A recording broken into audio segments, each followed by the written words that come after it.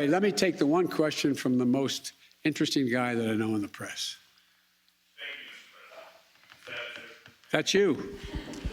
Mr. President, there had not been a U.S. service member killed in combat in Afghanistan since February of 2020. You set a deadline, you pulled troops out, you sent troops back in, and now 12 Marines are dead. You said the buck stops with you. Do you bear any responsibility for the way that things have unfolded in the last 2 weeks? I bear responsibility for fundamentally all that's happened of late. But here's the deal. You know, I wish you'd one day say these things.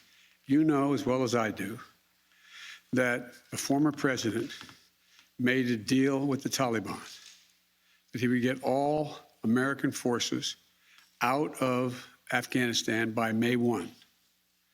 In return, the commitment was made, and that was a year before. In return, he was given a commitment that the Taliban would continue to attack others, but would not attack any American forces. Remember that? I'm being serious. No, I'm asking you a question. Because before... No, wait a minute. I'm asking you a question. Is that accurate, the best of your knowledge? What? I don't think that the issue that, do you think that people have an issue with pulling out of Afghanistan or just the way that things have happened? I think they have an issue that people are likely to get hurt. Some, as we've seen, have gotten killed, and that it is messy. The reason why, whether my friend will acknowledge it or has reported it, the reason why there were no attacks on Americans, as you said, from the date until I came into office, was because the commitment was made by President Trump. I will be out by May 1st. In the meantime, you agree not to attack any Americans. That was the deal. That's why no American was attacked.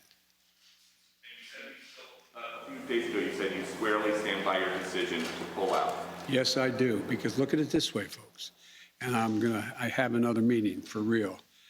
But imagine where we'd be if I had indicated on May the 1st I was not going to renegotiate an evacuation date.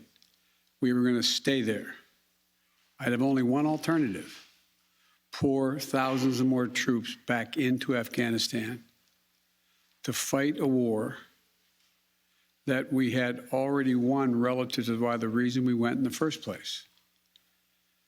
I have never been of the view that we should be sacrificing American lives to try to establish a democratic government in Afghanistan, a country that has never once in its entire history been a united country and is made up, I don't mean this in a derogatory, made up of different tribes who have never, ever, ever gotten along with one another.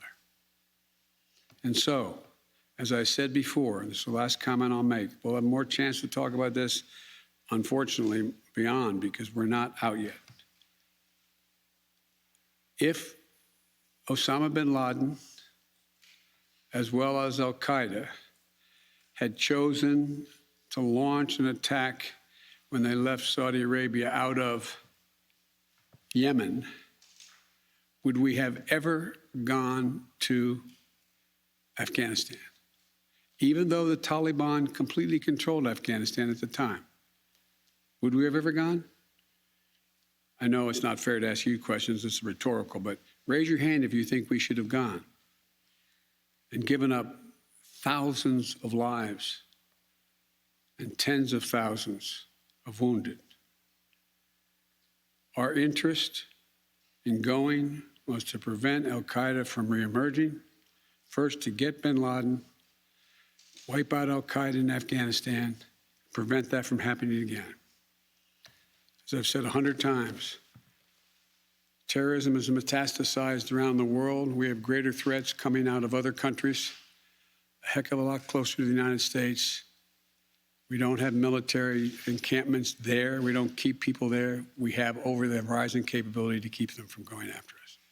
Ladies and gentlemen, it was time to end a 20-year war. Thank you so much.